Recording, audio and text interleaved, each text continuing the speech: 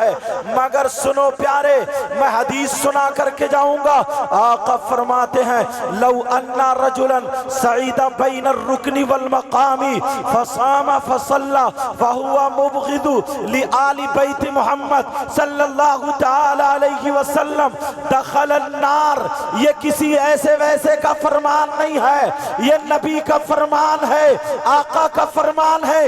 آقا فرماتے ہیں کچھ لوگ نمازی بیچے میں گوئیاں کرتے ہیں، اپنی نماز پہ بڑا فخر کرتے ہیں، کچھ لوگ حاجی لوگ اپنے حج پہ بڑا فخر کرتے ہیں، دو چار کتابیں پڑھنے والے اپنی کتابوں پہ بڑا فخر کرتے ہیں، کسی کو امام المنطق، کسی کو امام الفلسفہ، کسی کو امام النحو، کسی کو امام الصرف کہہ دیا، بہرحال کسی کو امام الادب کہہ دیا۔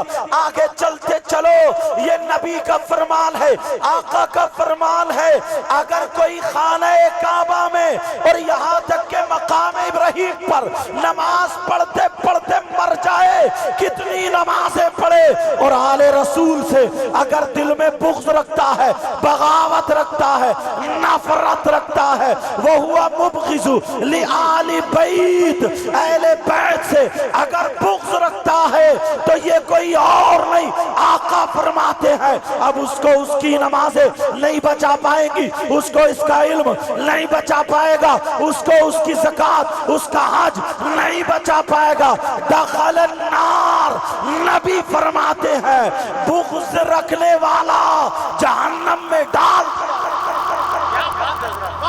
اور اگر کوئی مائی کا لال اس حدیث کو غلط ثابت کر دے تو منہ مانگا ہی نہ ہو، کیونکہ پہلے میں مدرسے میں رہا ہوں، بعد میں یہاں پہ آیا ہوں۔ سمجھ میں آ رہی ہے بات؟ کچھ لوگ ایسا بھی کرتے ہیں، ابھی میں سناؤں گا، کچھ لوگ ایسا بھی کرتے ہیں جیسے یہ کمیٹی والے حضرات، انہوں نے جلسہ کیا اتنا بڑا، دور دور سے بڑے لوگ آئے، تو کچھ لوگ چندہ دینے سے بچنے والے کیا کرتے ہیں، بولے ہاں نمازیں پڑھتا نہیں اور سب جلسے پہ جلسے ہو رہے ہیں۔ کچھ لوگ ٹانگ کھینچتے ہیں، کچھ لوگ یہ کہتے ہیں جناب کہ یہ اتنا خرچ ہو رہا ہے، یہ مسجد میں لگ جائے، مدرسے میں لگ جائے، اس طریقے کی باتیں نکال کے لاتے ہیں۔ کچھ لوگ کہتے ہیں چہرے پہ داڑھی نہیں ہے اور جلسے کر رہے ہیں، تیرے باپ نے بھی نماز پڑھی ہے، جلسے کر رہے ہیں، پہلے نمازیں پڑھ لو۔ میں اتنا کہہ کر کے جاؤں گا، جو ان کی عمر ہے، ان کی عمر میں تم ناچنے والی عورتوں کو دیکھتے تھے، ان کی عمر میں تم ڈھول تاشے گاجے باجوں پہ ناچا کرتے تھے، رنڈیاں تماشوں میں رہتے تھے، یہ اس عمر میں کم از کم آل رسول کے ہاتھ چومتے ہیں، شاعر اور عالموں کے نعرے لگاتے ہیں اور نبی کے نام پہ خرچ کرتے ہیں۔ اب ذرا سنو، اگر کوئی یہ کہہ دے نبی کے نام پہ خرچ کرنا، ہاں یہ بات اور ہے، یہاں پہ تمہیں خرچ دکھائی دے رہا ہے، تمہاری بیٹی کی شادی میں 5 لاکھ روپے خرچ ہوتے ہیں، امام صاحب کو مسجد میں بلا کر کے، دولہا کو بلا کر کے 3-4 آدمیوں کے ساتھ میں نکاح پڑھوا دے تو کیا نکاح نہیں ہوگا؟ نکاح ہو جائے گا۔ 5 لاکھ خرچ کر رہا ہے، 50,000 میں نکاح کر لے اور 4.5 لاکھ مسجد کو دے دے۔ کون دیتا ہے؟ یہیں پر دکھائی دے رہا ہے۔ جب نبی کی بات آتی ہے، آقا کی بات آتی ہے، حسنین کریمین کی بات آتی ہے، اللہ اللہ سنو پیارے، اگر کوئی کہے جناب والا اس میں ثواب ملتا یا نہیں ملتا، میں تمہیں بتاؤں، اگر میں فتویٰ دوں تو ہو سکتا کوئی یہ کہے میں ان کی نہیں مانتا، اگر بریلی کے کسی مفتی کا فتویٰ دوں ہو سکتا ہے یہ کہے میں نہیں مانتا، اگر دیوبند کے کسی مفتی کا فتویٰ اگر سنا دوں ہو سکتا ہے یہ کہے میں نہیں مانتا، دلی والوں کی نہیں مانتا اور کہیں دوسرے والوں کی نہیں مانتا، اگر ہندوستان کا کوئی فتویٰ دے پاکستان والا اختلاف کر سکتا ہے، اگر پاکستان والا دے تو عرب ممالک میں سے کوئی نہ کوئی اختلاف کر سکتا ہے، پھر ہمیں کون سے مفتی کا فتویٰ چاہیے؟ مگر پیارے آل رسول کی موجودگی میں، علماء کی موجودگی میں آج ایسے مفتی کا فتویٰ پیش کروں گا کہ نبی کے نام پہ خرچ کرنے میں ثواب ملتا ہے یا پھر غلط کام کرتے ہیں ثواب ملتا ہے یا نہیں ملتا ہے، ایسے مفتی کو پیش کروں گا۔ اگر دیوبند کا ہوگا وہ بھی مانے گا، اگر بریلی کا ہوگا وہ بھی مانے گا، لکھنؤ کا ہوگا وہ بھی مانے گا، وہ بھی مانے گا۔ پوری دنیا میں کہیں کا بھی اگر رائی کے دانے کی برابر جس کے پاس میل ہے وہ اس مفتی کا فتویٰ مانے گا۔ کون مفتی ہے جس کو سب مانتے ہیں؟ میں آج کے مفتی کو اٹھاتا ہی نہیں، اس مفتی کا نام سنو، اس مفتی کا نام ہے سیدنا حضرت ابو بکر صدیق۔ یہ حضرت ابو بکر صدیق ہے، پوری دنیا ان مفتی صاحب کو مانتی ہے۔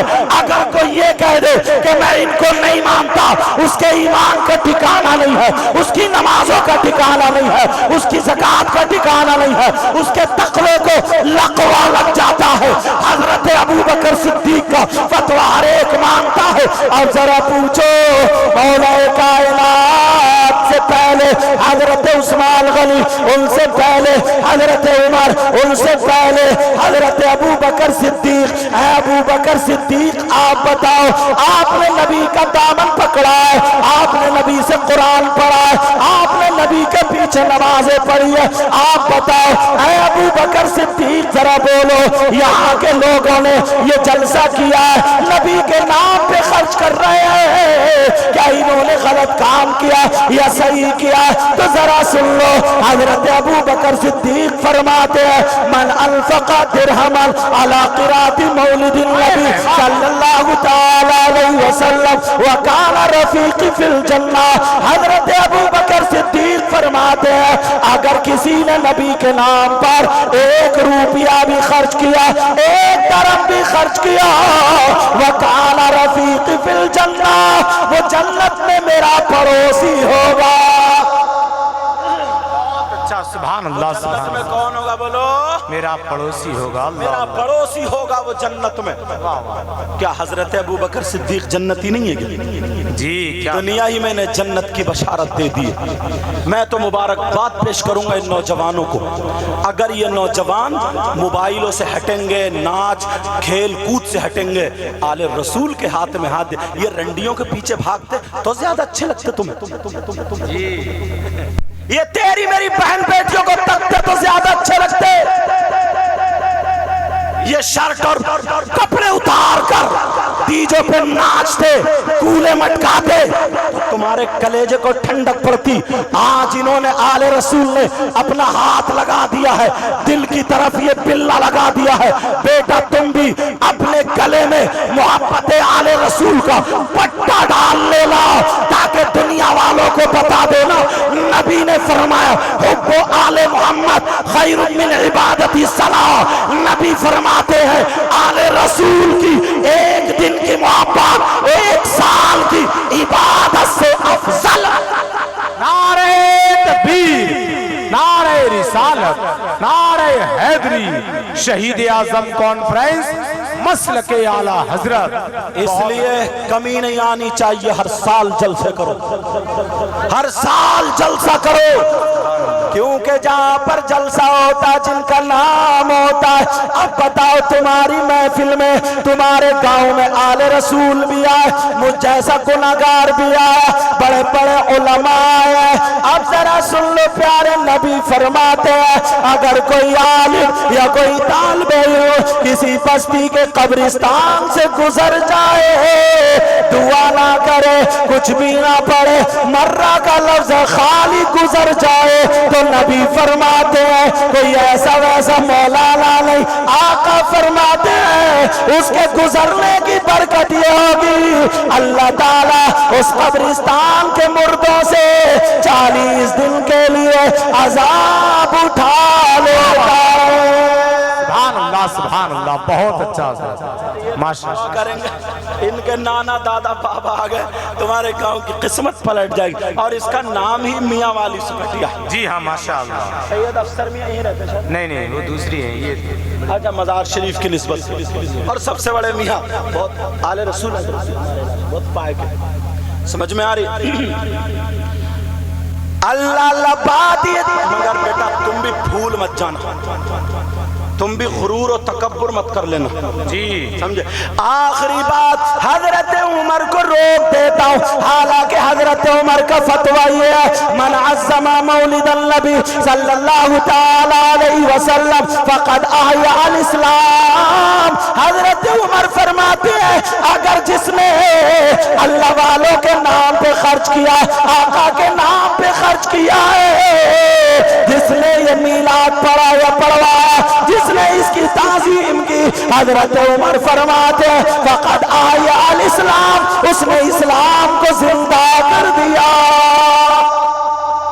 میں تو ساتھ ساتھ میں عربی بھی پڑھ رہا ہوں تاکہ کوئی یہ نہ کہہ دے کہ اپنی طرف سے کہہ کے چلے گئے، کیونکہ ان کی زبان عربی تھی۔ حضرت عثمان غنی سے پوچھو وہ کیا کہتے ہیں، کہتے من انفق درہما علی قراءۃ مولد النبی صلی اللہ تعالی علیہ وسلم فکأنما شہد غزوۃ بدر وحنین۔ فرماتے ہیں ارے پوچھ رہے ہو کتنا ثواب ملے گا، کیا ملے گا؟ جو نبی کے نام پہ خرچ کرے، اللہ والوں کے نام پہ خرچ کرے، میلاد پڑھے اور پڑھوائے، تو وہ فرماتے ہیں فَكَأَنَّمَا شَهِدَ غَزْوَةَ بَدْرٍ وَحُنَيْن، اس کو اتنا ثواب ملے گا، اتنا ثواب ملے گا جتنا جنگ بدر اور جنگ حنین میں شریک ہونے والے کو ثواب۔ آپ ذرا نبی سے پوچھو جنگ بدر میں شریک ہونے والے کو کتنا ثواب ملتا ہے، تو نبی فرماتے ہیں اللہ کی راہ میں ایک اونٹ قربان کرتا ہے، ایسے ہی اگر 100 اونٹ قربان کر دے، اور جنگ بدر میں جو شریک ہوئے انہوں نے زمین سے اٹھا کر کے ایک پاؤں زمین پہ رکھ دیا، تو 100 اونٹوں کی قربانی کی برابر ایک قدم میں ثواب ملتا ہے۔ بے شک بے شک۔ اچھا مولا کائنات اللہ ہمارے ان کے دادا جی ماشاءاللہ، ان سے پوچھو، ان کے بارے میں تو نبی نے فرمایا تھا انا مدینۃ العلم وعلی بابها، میں علم کا شہر ہوں، علی اس کا دروازہ۔ کیا بات۔ مولا کائنات حضرت علی سے پوچھو آقا علی آپ نے تو نبی کے ساتھ میں کھانا کھایا، پانی پیا، سب کچھ کیا، آقا رہے، جنگیں کی، آقا علی آپ بتائیں یہ خرچ کرنا کیسا ثواب ملے گا یا نہیں؟ تو مولا کائنات حضرت علی فرماتے ہیں من عظم مولد النبی صلی اللہ تعالی علیہ وسلم وکان لا یخرج من الدنیا الا من الایمان، فرماتے ہیں جو نبی کے نام پہ خرچ کرے، اللہ والوں کے نام پہ خرچ کرے، فرماتے ہیں وکان لا یخرج من الدنیا الا بالایمان، جب وہ دنیا سے جائے گا تو مکمل ایمان کے ساتھ جائے گا۔ سبحان اللہ ماشاءاللہ۔ سمجھ میں آ رہی ہے بات؟ یہ مولا کائنات حضرت، اگر میں فتوی سناتا رہوں نا تو مجھ جیسا کم علم اتنے فتوی سنائے گا میری تقریر کا ٹائم پورا ہو جائے گا، مگر مجھے کچھ اور بھی آج بیان کرنا۔ جی ماشاءاللہ، بہت اچھا۔ ابھی ایک جملہ دیا تھا سید صاحب نے، اس کی تشریح تھوڑی میں کرتا ہوں۔ نبی نے فرمایا تھا نا 2 چیزیں پکڑے رہنا حجت الوداع پہ آخری موقع پر، کیا بولو؟ 2 چیزیں، ایک قرآن اور ایک میری اولاد۔ تو قرآن تمہارے گھروں میں، اولاد کا حاج آج تمہارے ہاتھوں میں۔ اور میں جو جملہ بتا رہا ہوں سنو، حسنین کریمین اہل بیت کی محبت ایمان کا ایک حصہ ہے۔ کیا بولو؟ ایمان کا ایک جز ہے، ایک حصہ ہے۔ اگر قرآن کو سمجھنا ہے تو اہل بیت سے سمجھو، اور اگر اہل بیت کو سمجھنا ہے تو قرآن پاک سے سمجھو۔ بہت اچھا۔ یہیں پہ جو کہا تھا نا وَلَا تَقُولُوا لِمَنْ يُقْتَلُ فِي سَبِيلِ اللَّهِ أَمْوَاتٌ بَلْ أَحْيَاءٌ وَلَكِنْ لَا تَشْعُرُونَ، یہ آیت پڑھی تھی نا، جو لوگ شہید ہو جائیں، اللہ کی راہ میں قتل ہو جائیں، انہیں مردہ نہ کہو بلکہ وہ زندہ ہیں۔ پورے دنیا کے کسی مولوی نے، کسی مفتی نے، کسی مفسر نے اس کی تفسیر نہیں کی، سب نے یہی لکھ دیا، ساری تفسیریں اٹھا کے دیکھ لو، سب نے یہی لکھا ہے کہ جو اللہ کی راہ میں قتل کیے جائیں، شہید ہو جائیں، انہیں مردہ نہیں بلکہ زندہ کہو، وہ زندہ ہے۔ کسی کا جسم ادھر ہو، گردن ادھر ہو، امریکہ سے ڈاکٹر کو بلاؤ، MBBS ڈاکٹر کو بلاؤ اور یہ کہو جناب ذرا ہمارے مریض کو دیکھ لو، جب وہ آئے دیکھنے کے لیے کہے اس کی گردن کہاں ہے، اس کی گردن ادھر ہے، وہ کہے گا پاگل ہو گئے ہو کیا، یہ تو مر چکا ہے۔ اگر کسی MP ڈاکٹر کو بلاؤ وہ بھی کہے گا کہ مر چکا ہے، کسی بھی امیش کو بلاؤ وہ بھی کہے گا کہ یہ مر چکا، کسی کو بھی بلاؤ، لیکن ایمان والے تو کہیں گے کہ یہ زندہ ہے، کیونکہ قرآن کہہ رہا ہے مگر بغیر ایمان والا غیر مسلم کیسے مانے گا، یا کوئی پنجابی کیسے مانے گا، وہ تو ایمان نہیں رکھتا قرآن پہ۔ تو پھر قرآن کی آیت کو مکمل کس نے کیا؟ ڈاکٹر سے کہا جائے گا کہ یہ زندہ ہے، ڈاکٹر کہے گا پاگل ہو، اگر زندہ ہوتا تو یہ تم سے مجھ سے باتیں کرتا، اگر زندہ ہوتا تو کچھ بولتا، لیکن حسین پاک نے اس کا ترجمہ نہیں کیا، حسین پاک نے اس کی تفسیر نہیں کی، بلکہ خود ترجمہ بن گئے، بلکہ خود تفسیر حسین پاک نے دکھا دی، دنیا والوں کو دکھایا، اے لوگوں دیکھو میں کربلا میں شہید ہوا، میرا جسم کربلا میں ہے، میرا سر علی کے نیزے پر ہے، کربلا دور ہے، یہاں پہ سر ہے، ڈاکٹر کہتے بول نہیں سکتا، مگر تاریخ گواہ ہے حسین پاک کا سر نیزے پر قرآن کی تلاوت کر رہا تھا، قرآن کی آیتیں پڑھ رہا تھا، وَسَيَعْلَمُ الَّذِينَ ظَلَمُوا أَيَّ مُنقَلَبٍ يَنقَلِبُونَ، بولو قرآن کی آیت پڑھ رہا تھا یا نہیں؟ نیزے پہ سر حسین کا بول رہا ہے، حسین نے دنیا والوں کو بتا دیا دیکھو شہید مرتا نہیں،